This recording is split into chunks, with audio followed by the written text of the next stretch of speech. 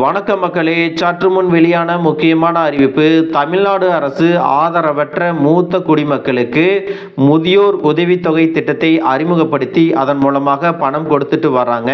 இந்த திட்டத்தின் மூலமாக எவ்வளவு பணம் அவர்களுக்கு கிடைக்கும், எப்படி விண்ணப்பம் செய்வது, அதற்கான நிபந்தனைகள் என்ன, விண்ணப்பம் நிராகரிக்கப்பட்டால் எங்க முறையிடணும் என்பது போன்ற கூடுதலான விவரங்களை எல்லாம் தெரிஞ்சுக்க இந்த வீடியோவை ஸ்கிப் பண்ணாம கடைசி வரைக்கும் பாருங்க. அப்பதான் நாங்க சொல்லக்கூடிய தகவல்கள் முழுசா உங்களுக்கு தெரியும். இப்ப வாங்க வீடியோக்குள்ள போயிடலாம். மக்களே, 60 வயதுக்கு மேற்பட்ட ஆதரவற்ற மூத்த குடிமக்களுக்கு தமிழ்நாட்டில் மத்திய மாநில அரசுகளின் பங்களிப்போடு மாதந்தோறும் 1200 ரூபாய் உதவித்தொகை வழங்கப்படுகிறது.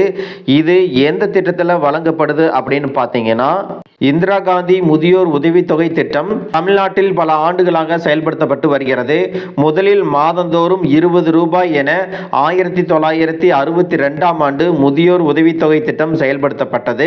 பின்னர் இந்த தொகையானது படிப்படியாக உயர்த்தப்பட்டு மாதம் 1200 ரூபாயை ஆதரவற்ற முதியோர் இந்த திட்டத்தின் மூலம் பெற்று வருகின்றனர். இந்த திட்டத்தில் 60 வயது முதல் 79 வயது வரையிலான ஆதரவற்ற முதியோருக்கு 80% தொகையை மாநில அரசும் 20% தொகையை மத்திய அரசும் கொடுக்கிறாங்க.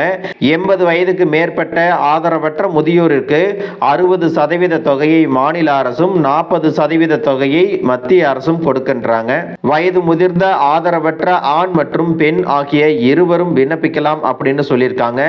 இதற்கான விண்ணப்பங்களை எங்க வாங்கணும் அப்படின்னா, அந்தந்த தாலுகா அலுவலகங்களில் இதற்கான விண்ணப்பங்கள் வழங்கப்படுகின்றன. தகுதியுள்ள முதியோர்கள் அவர்கள் வசிக்கும் பகுதிக்கு உட்பட்ட தாலுகா அலுவலகங்களில் விண்ணப்பம் செய்யலாம் அப்படின்னு சொல்லியிருக்காங்க. அப்படி இல்லைன்னா ஆன்லைன் மூலமாக தமிழ்நாடு இ-கவர்னன்ஸ் ஏஜென்சி என்ற இணையதளத்தின் மூலமாகவும் விண்ணப்பம் செய்யலாம் அப்படின்னு சொல்லியிருக்காங்க. மக்களே, இந்த திட்டத்தில் ஆதரவற்ற நிலையிலும் உணவுக்கு வழியில்லாமலும் கைவிடப்பட்டு நிற்கும் முதியோர்கள் இந்த திட்டத்தில் பயன்பெற முடியும். கணவன் இல்லாமல் இருக்கும் பெண்கள் மற்றும் பிள்ளைகள் இருந்தும் ஆதரவற்ற நிலையில் இருக்கும் பெண்கள் இந்த திட்டத்திற்கு விண்ணப்பம் செய்யலாம் அப்படின்னு சொல்லியிருக்காங்க. அதுபோல யாருடைய ஆதரவும் பாதுகாப்பும் இல்லாத ஆண்கள் இந்த திட்டத்திற்கு விண்ணப்பம் செய்யலாம்.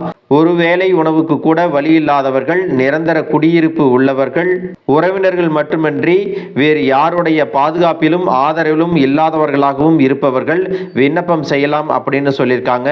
இந்த திட்டத்தில் வயது முதிர்ந்த ஆதரவில்லாத கணவன் மற்றும் மனைவி இருவருமே விண்ணப்பம் செய்யலாம் அப்படிங்கிற அறிவிப்பையும் வெளியிட்டிருக்காங்க. இதற்கு என்னென்ன ஆவணங்கள் தேவைப்படுது அப்படின்னு பார்த்தீங்கன்னா, ஆதார் அட்டை, 2 பாஸ்போர்ட் சைஸ் புகைப்படம், வங்கி கணக்கு புத்தகம், வறுமை கோட்டிற்கு கீழ் இருப்பதற்கான BBL எண், குடும்ப அட்டை, கைபேசி எண் ஆகியவற்றோடு இ-சேவை மையத்தில் சென்று விண்ணப்பிக்கலாம் அப்படிங்கிறதையும் சொல்லியிருக்காங்க.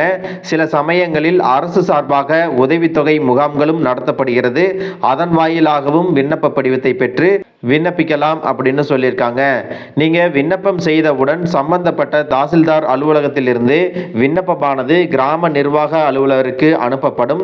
அதன் பின்னர் கிராம நிர்வாக அலுவலர் வருவாய் ஆய்வாளருக்கு இதை சரிபார்த்து அனுப்புவார். வருவாய் ஆய்வாளர் உரிய விசாரணையை மேற்கொண்டு தன்னுடைய பரிந்துரையை வழங்குவார். இதன் அடிப்படையில் இந்த உதவித்தொகையானது வழங்கப்படும் அப்படின்னு அறிவிப்பு வெளியிட்டிருக்காங்க. இந்த முதியோர் உதவித்தொகைக்கு விண்ணப்பம் செய்து உங்களுடைய விண்ணப்பம் நிராகரிக்கப்பட்டால் விண்ணப்பதாரருக்கு எழுத்து மூலம் தெரிவிக்கப்பட வேண்டும். இது குறித்து விண்ணப்பதாரர் மாவட்ட ஆட்சியரிடம் தேவைப்பட்டால் மேல்முறையீடு செய்யலாம் அப்படின்னு சொல்லியிருக்காங்க. மாவட்ட ஆட்சியரின் முடிவே இறுதி முடிவாகும் அப்படிங்கிறதையும் ரொம்பவே தெளிவாக சொல்லியிருக்காங்க.